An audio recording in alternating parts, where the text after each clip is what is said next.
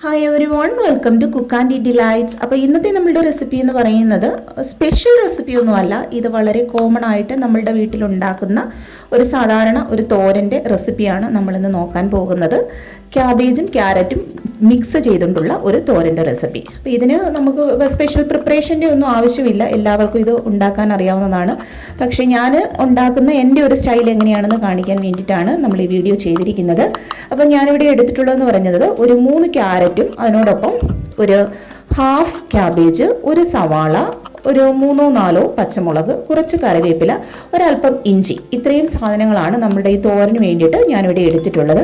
ഇനി നമുക്ക് ഈ സംഭവങ്ങളെല്ലാം ഒന്ന് നന്നായിട്ട് കഴുകി വൃത്തിയാക്കി എടുത്തതിന് ശേഷം ഇത് ഓരോന്നോരോന്നായിട്ട് നമുക്ക് അരിഞ്ഞെടുക്കാം.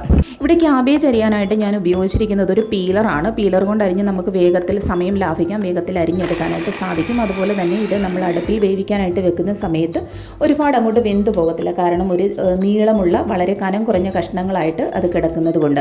പിന്നീട് ക്യാരറ്റ് കുറച്ച് വലിയ കഷ്ണങ്ങളാക്കി മുറിച്ചതിന് ശേഷം ഒരു ചോപ്പറിനകത്തേക്ക് ഇട്ട് കൊടുത്ത് അതും നമ്മൾ ചോപ്പ് ചെയ്തെടുത്തിട്ടുണ്ട്.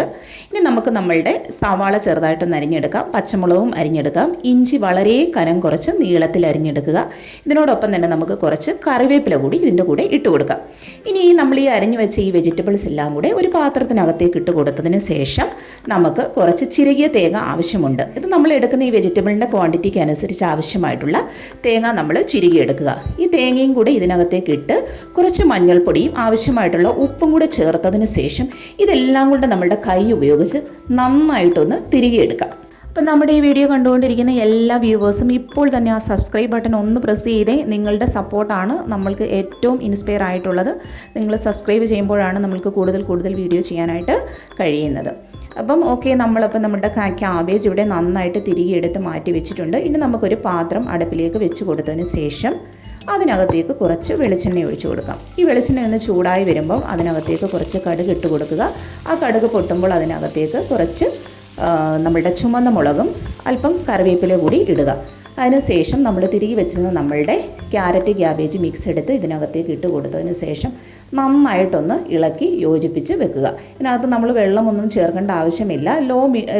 ലോ ടു മീഡിയം ഹീറ്റിൽ നമുക്കിത് വേവിച്ചെടുക്കാവുന്നതാണ്. അടച്ച് വെക്കേണ്ട ആവശ്യമില്ല. അടച്ച് വെച്ച് കഴിഞ്ഞാൽ അതിൻ്റെ ഈർപ്പം അതിനകത്തേക്ക് തട്ടിയതിന് ശേഷം ഇത് കുഴഞ്ഞു പോകുന്നൊരവസ്ഥയിലെത്തും. അതുകൊണ്ട് നമുക്ക് തുറന്ന് വെച്ച് തന്നെ ഇത് വേവിക്കാവുന്നതാണ്.